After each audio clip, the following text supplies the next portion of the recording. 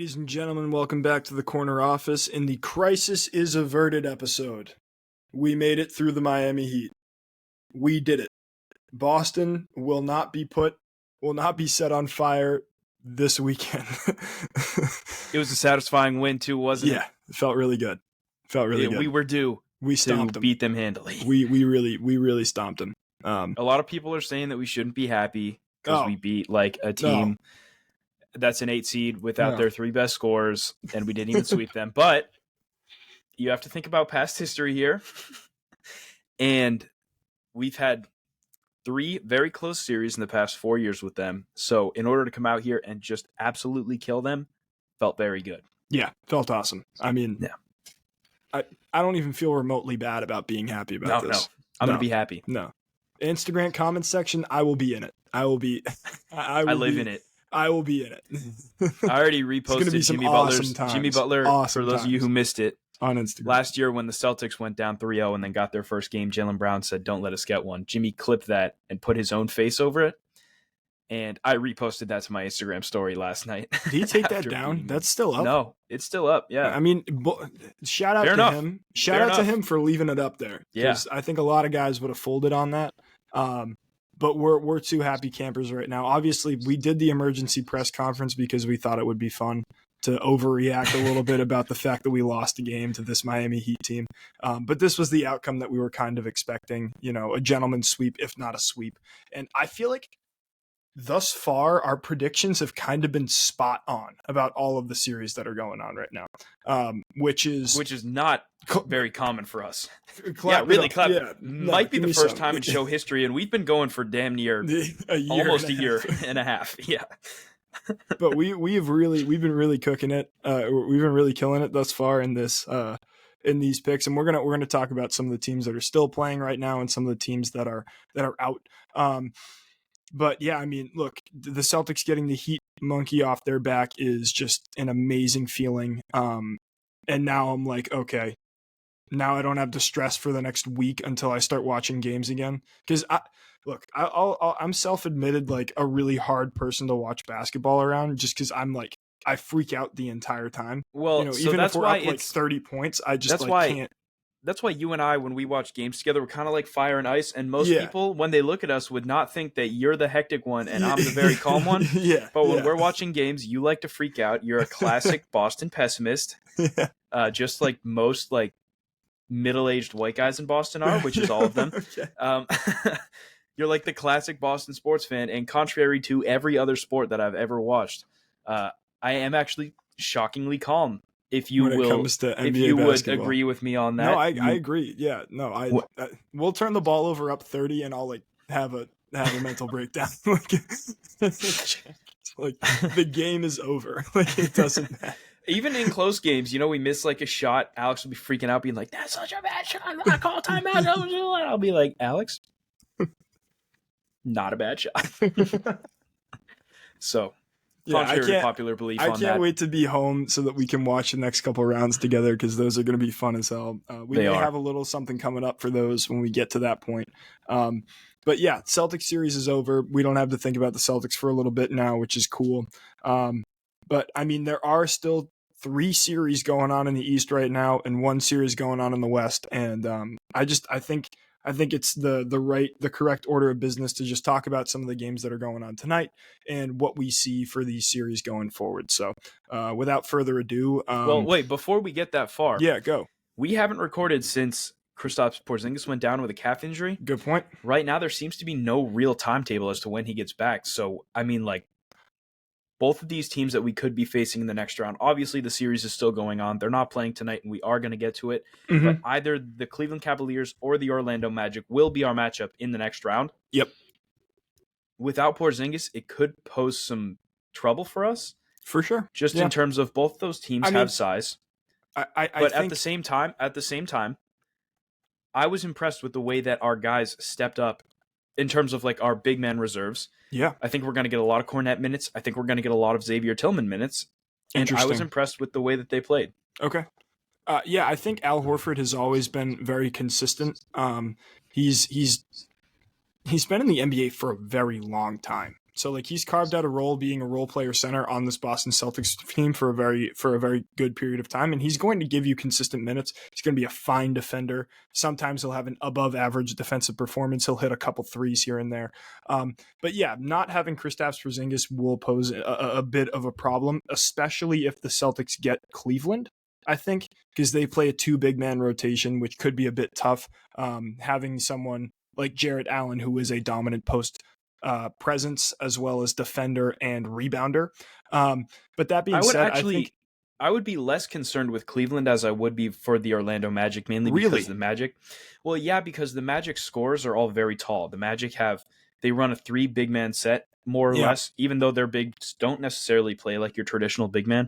Yeah. They have Paolo Banchero pushing 6'10", Franz Wagner. They just have a lot of consistently 6'10" guys, like Paolo is 6'10", Wendell Carter 6'10", Jonathan Isaac 6'10", like they're right, exactly. So if they run those big men, it would force some guys to be in uncomfortable positions. Agreed. Which is like if we played the Magic, it would be more essential to have Kristaps Porzingis in the lineup because then you have a guy with Kristaps and Auer, you can run a 2 big man set, but I don't see us putting Luke Cornett in the starting lineup at all.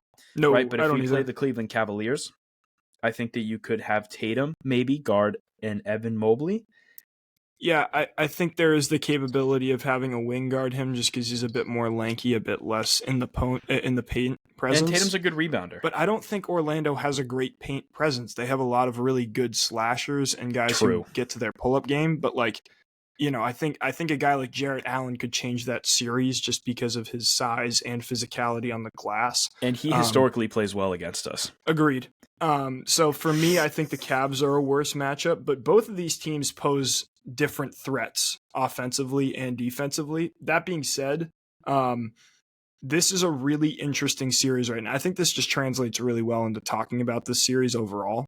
But also like before we move on, one really essential like tidbit to add is the Cleveland Cavaliers historically have been very good in the regular season. Over the last 2 seasons, they have had over 100 points twice. Yeah. And one of them was 2 nights ago. Right. So if we play good offense, I could see them being a team where if they don't play good offense as well, they won't have a chance against us. But then again, they always play us really well in the regular season. Yeah, Cleveland Orlando is just 90s basketball.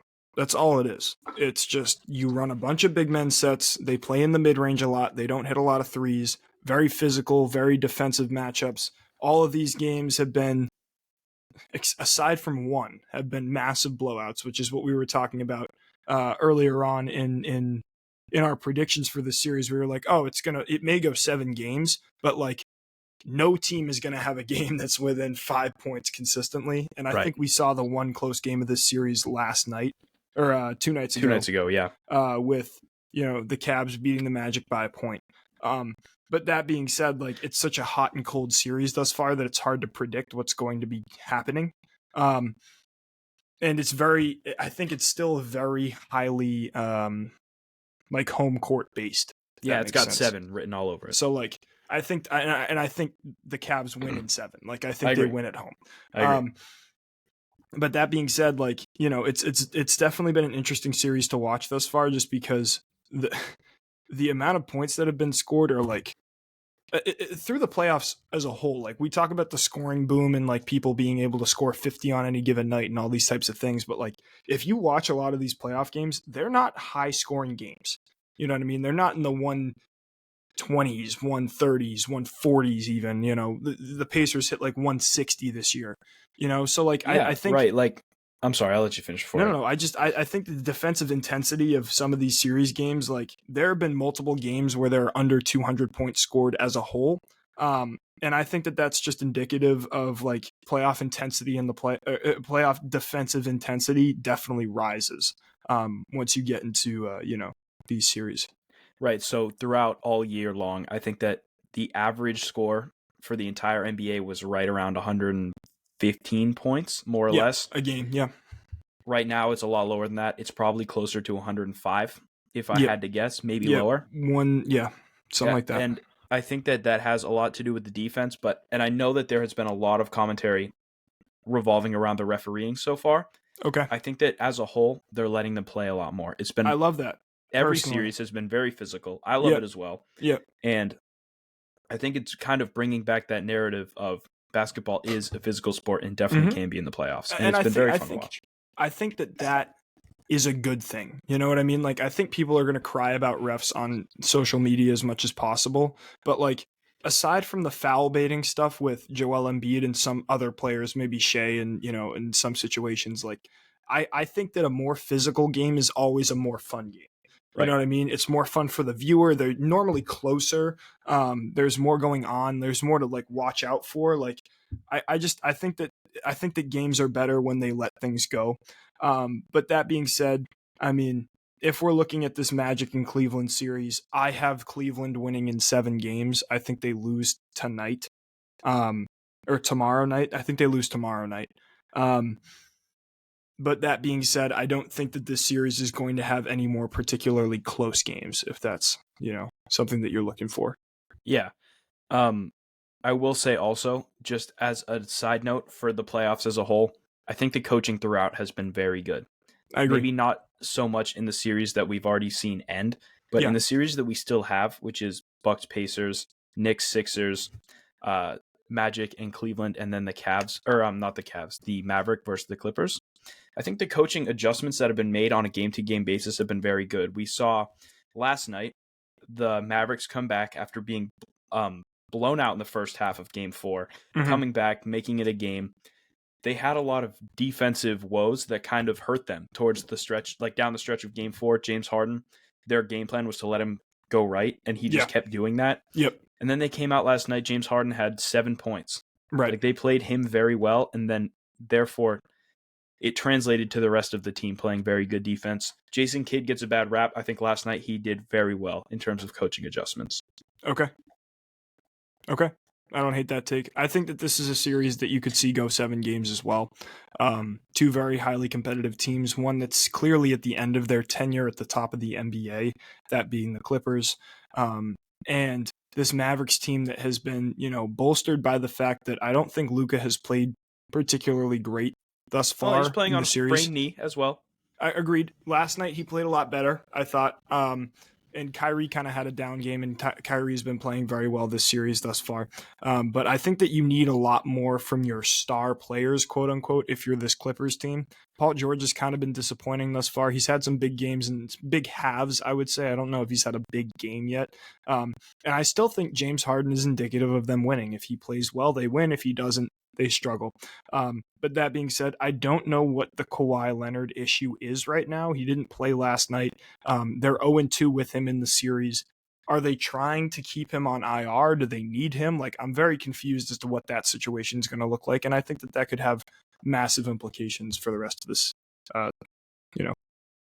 Yeah, and this Clippers team, if they are to win this series, which is a huge if, they are going to struggle moving forward without Kawhi Leonard. They cannot win a championship if Kawhi Leonard is not on the floor. And I do believe that. To your Luka point, he has not been himself. And I think that comes from him not making the shots that you expect him to make. But he's still putting up Luka numbers. He's averaging 39-9. Yeah. He's still, from a statistical perspective, he's still playing very well. But it's just not at the same efficiency that you expect. He's not making the same kind of shots that you expect from a Luka Doncic, and that's where the struggles come from. I agree. I think that his step back game, which has kind of been his bread and butter thus far this entire season and through his entire career, just hasn't been falling for him yet. And look, Luka is a guy who has played historically well in the postseason, so I think that you have to give him the benefit of the doubt that he's going to be able to figure it out in the next couple games that they're going to have. All that being said, I think this is a series that you could see going 7 games, or the Mavs take control of it. You know what I mean? Like this, we had this slated as a 6 to 7 game series here. Now the Clippers are going on the road to win, which they've proven that they can do. Right, which they've proven that they can do. Or the Clippers have proven that they can do it as well. But like, I personally don't see them taking this game 6. So I think that the Mavs are going to take this one. And you know, that's going to be a tough matchup for any team that's going to see them later in the playoffs this year. I agree. And I think that a huge narrative going into the last game was, will playoff P be back? He had 33 points in game 4. He played great with a lot of big shots down the stretch. Last night he comes out, he shoots 30%. From the field, he has 15 points. It just wasn't there. James Harden went 2 for 12 from the floor last night, shooting a whopping 16.7%. Yep. We've talked about it before. I've talked about it before on the show. The key to the Clippers having their best offense is leaning on Zubac, and they haven't done that yet. Last night, he went 7 for 8 from the floor. Yep. He had 15 points. When they go to him, he will score, and then if they have to focus on Zubac, it comes down to those guys making open shots that we've talked about, and they just, in my opinion, haven't done it enough. I agree. I think that their two-man action that they exploited in the first game is something that they got away from, and they shouldn't have.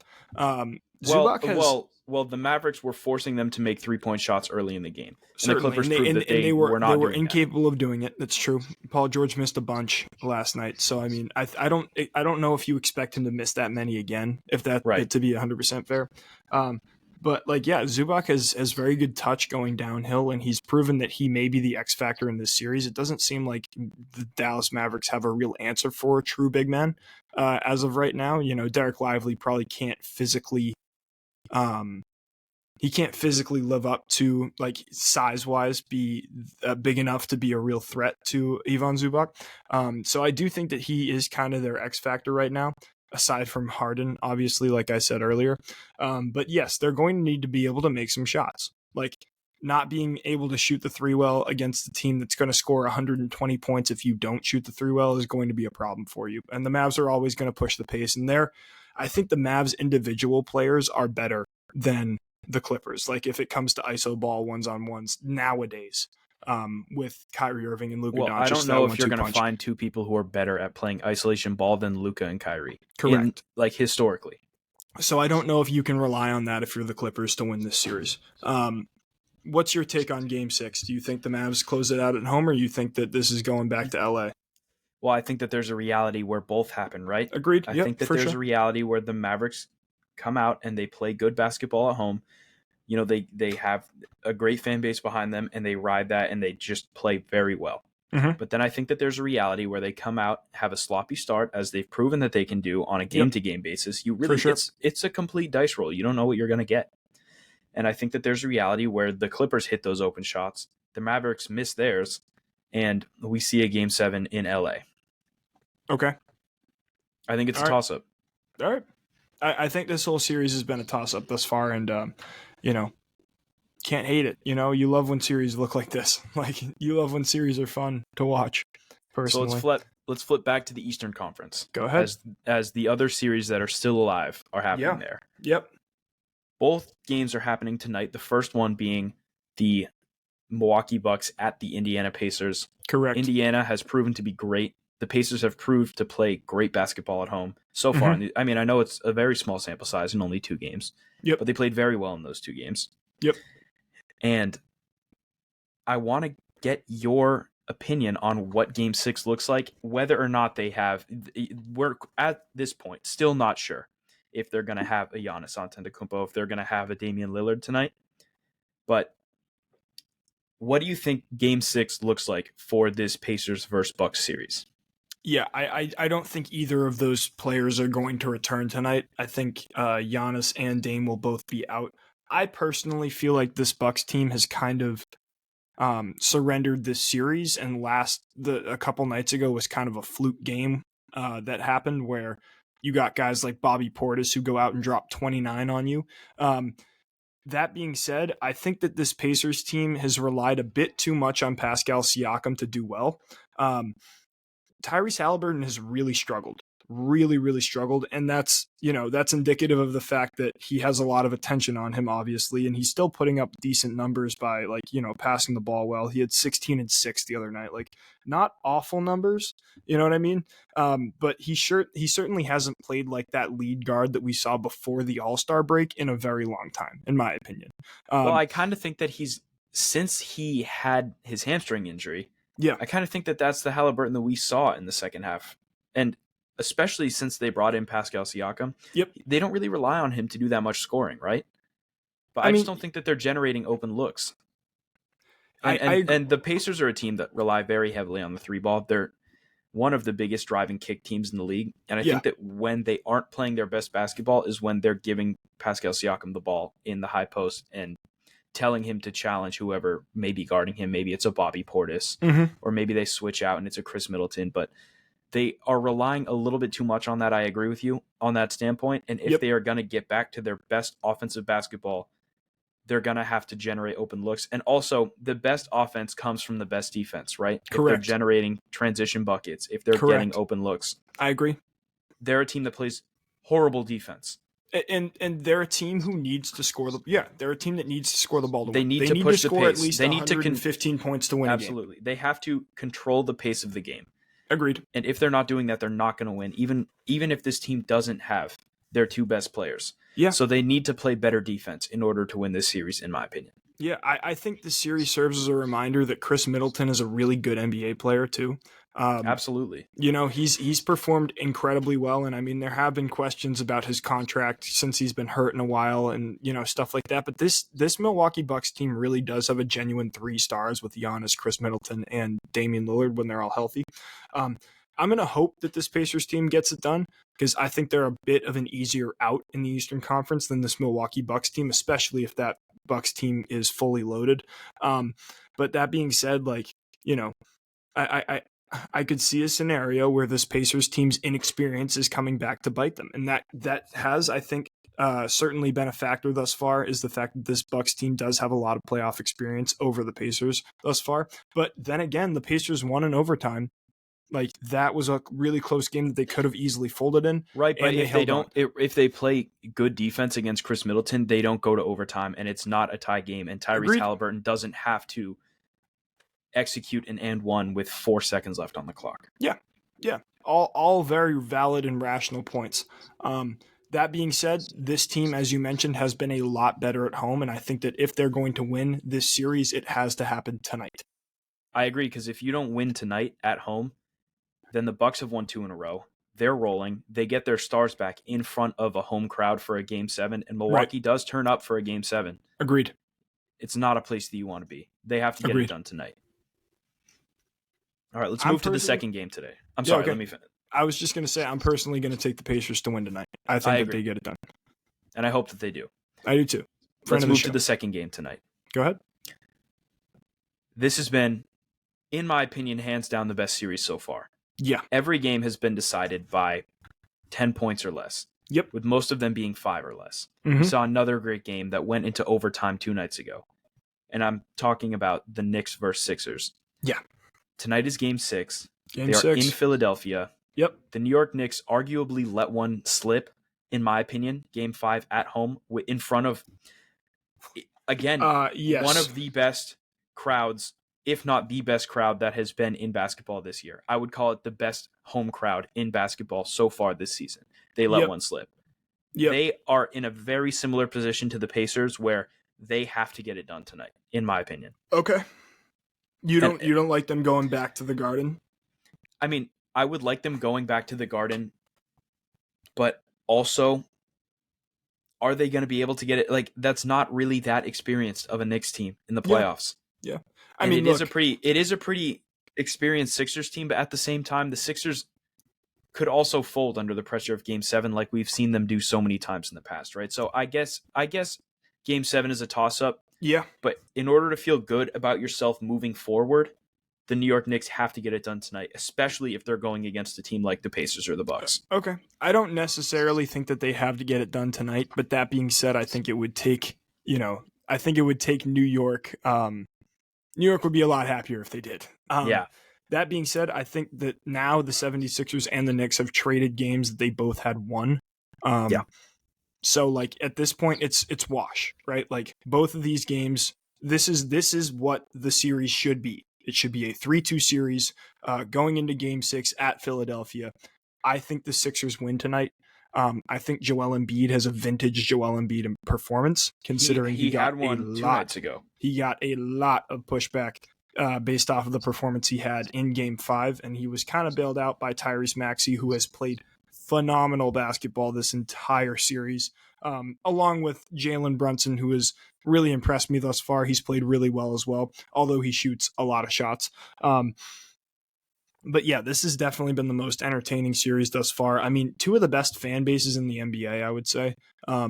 Just like with like who's going to fill the stands. I think basketball is better when MSG is in the playoffs, just Agreed. Because you have so many stars, so many people pushing for a certain outcome, and it's always electric in that building. And that being said, I think the Sixers win tonight. And then I think Game 7, again, is another one of those toss-up games where it could go either way. But that being said, I think the Sixers get a win at home tonight against this Knicks team who needs to bounce back off of a game that they think they should have won. And I don't know if they're going to be prepared. I think that I do love Tyrese Maxey, and he proved that he's a guy who is not scared of the moment. Mm-hmm. The balls you have to hit a logo 3 on your last possession of the game. Yeah. Insane. But I don't think that you're going to get that same performance from him. So you're going to have to lean a lot on Joel Embiid. You're going to have to lean a lot on your rotational guys. The rotational guys have not been good so far this series. Yeah. And if you're going to win, you have to have good rotational pieces. And we're going to talk about that later on. Okay. But I would like to see the Sixers win, and I'd like to see this go 7 series. I want both teams to be as tired out as possible. I don't want to see either of these teams. But I think that the Knicks may get it done tonight. Okay, cool. We'll have to wait and see on this one. Great series thus far. We need more series like the Knicks Sixers in my life. Let's move over to the series that we predicted to be completely over in the West, and we were absolutely right on all of them. First off, you have Minnesota versus Phoenix. The Timberwolves get it done in 4. Anthony Edwards lights the world on fire. Everybody happy there. Then you have Lakers Nuggets. The Nuggets get the gentleman's sweep. Amazingly, they only led for like 60 minutes the entire series while the Lakers had the lead for a lot of the time. But that being said, that's kind of an empty stat. I don't know if it's an empty stat though, right? The Lakers were leading at halftime in all 4 of those games that they lost. If you're Mike Malone right now, like, you can't have that if you're going to win a championship. I agree. I don't think you can't start every game by going down 15. I don't think the Nuggets are as impenetrable a force as people make them out to be in the Western Conference. I think they're very susceptible, which is why I think this Timberwolves versus Nuggets series is going to be very interesting. And then the final game you got is the Young Bloods, the Oklahoma City Thunder, defeat the New Orleans Pelicans in 4, which is what we expected considering there was no Zion Williamson. So we predicted all of these series to go this way, but I think the biggest storyline coming out of all of these series is the shift in the NBA that we're seeing today. The fact that a new generation is being born in guys like Anthony Edwards, Shai Gilgeous-Alexander, Luka Doncic, and even Nikola Jokic, I guess you could count in that. And this old guard of guys that we grew up watching, we grew up loving watching, being LeBron James, or even hating watching in LeBron, Kevin Durant, Steph Curry, who didn't even make the playoffs this year, Klay Thompson, this LA Clippers team with James Harden, Paul George, Chris Paul didn't make the playoffs this year.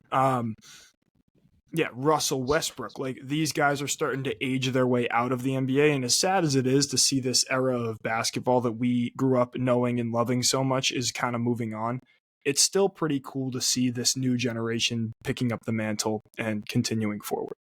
I think that the narrative around the NBA is next season, Anthony Edwards is going to be one of the faces of the league, if he's not there already. Mike Conley won teammate of the year, I believe. Okay. And he was on the TNT pregame show saying that Ant reminds him of a young Michael Jordan in the sense where he doesn't think anyone is better than him. Right. And that's a dangerous mentality to have if you're in the NBA. I don't know if we're going to preview this next series. I think we're going to wait until all of them are over. Yeah. In order to preview the next series. Yeah, that's a good plan. The Nuggets don't have a great matchup for Anthony Edwards at all. I don't know how they're going to guard him. I agree. I think he's going to have a insane next series. Okay. And I'm very excited for it. I also think that the interior defense of the Minnesota Timberwolves is the best in the league. In terms of not giving up paint points. Correct. But also, the Timberwolves aren't really a team that rely on paint points. Yeah. Or I'm sorry, the Nuggets aren't necessarily a team that relies on paint points. It's a good point, but I also think that there is a scenario where you could see a guy like Rudy Gobert, who's going to win Defensive Player this year, matching up with Nikola Jokic very well.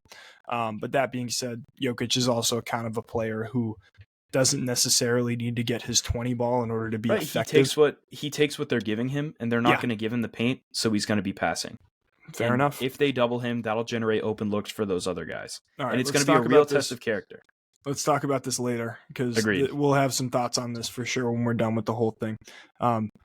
But I think one of the most indicative things of this entire NBA playoffs this year is you look across the league at some of the teams that have been super successful thus far. Take the Thunder or the Minnesota Timberwolves, for example. Who are the successful guys on those rosters? Shai Gilgeous-Alexander, a guy you traded for.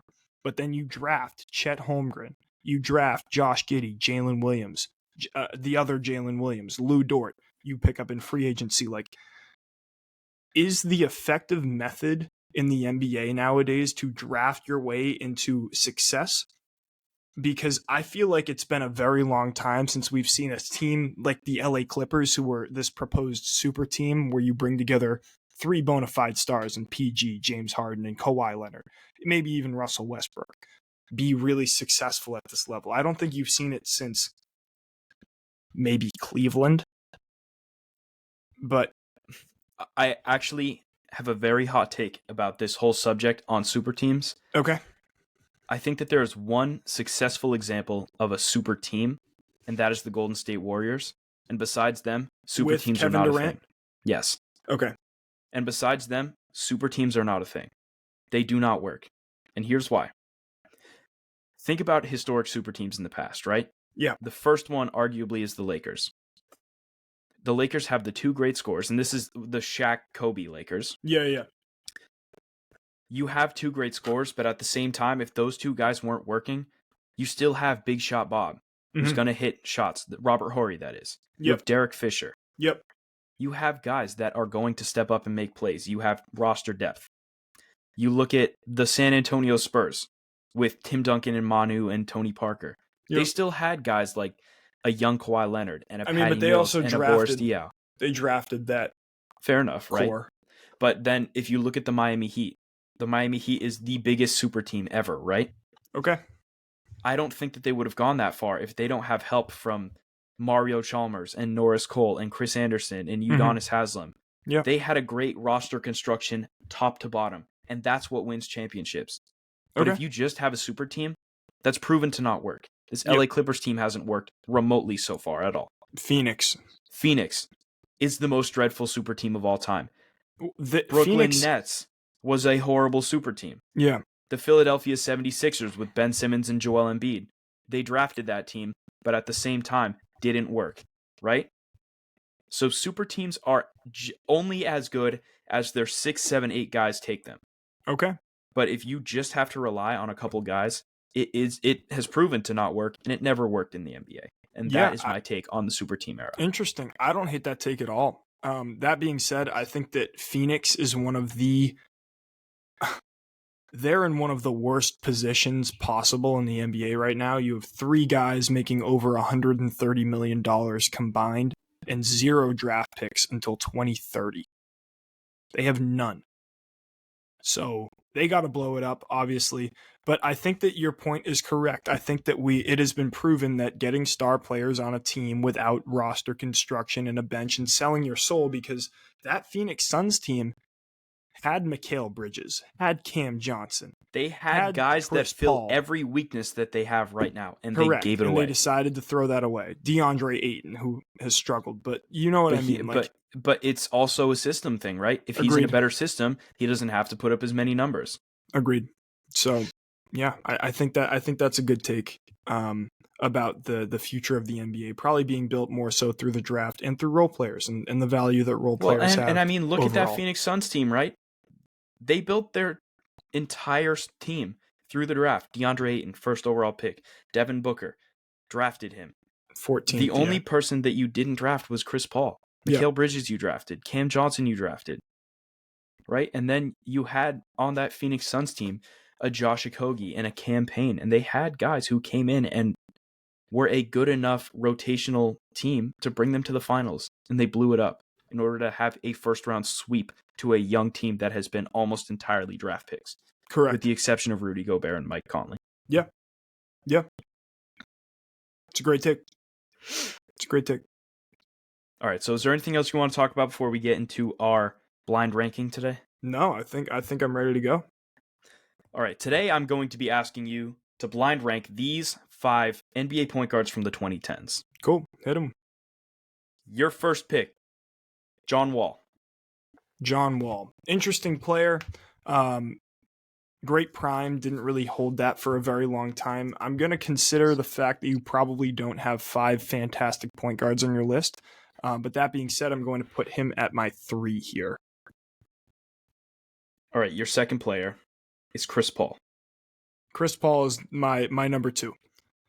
He's a unanimous Hall of Famer. He doesn't have a ring, but again, I'm going to consider the fact that I think a Brandon Knight is coming down the pipeline here, and he's obviously not my 4 or my 1. All right, your third player is Jeff Teague. Jeff Teague. Gonna go into the 5 spot today. He made a really good NBA career out of being a role player for a while. I think he was even an all-star with that Atlanta Hawks team. And he won a championship with the Bucks. I'm going to change him to 4, actually. I'm going to put him in my 4. I think there will be a worse point guard on this list, and I really don't like leaving the 1 in the 5 spot open, but that's what we're doing right now.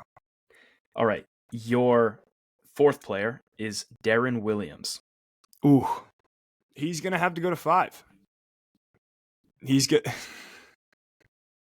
Another really good player for a very short period of time. And we're going to leave the 1 spot open for the final pick, which I don't like. But I'm going to go with Deron Williams at my 5 here. I think you're going to be happy with that because your fifth player is Steph Curry. Yeah, he's the number 1 point guard, top 10 player of all time, and I feel really good about that list, actually. I think maybe Deron Williams is better than Jeff Teague, but honestly, I feel pretty good about that. Well, there it is. That'll wrap up our episode for today. We will be back to preview all the next series, and as you can tell, we're very excited by the fact that we couldn't even hold ourselves back from talking about it right now. Yeah. But until then, this has been The Corner Office, and I'm Jack Byrne. And I'm Alex Penders. Corner 3.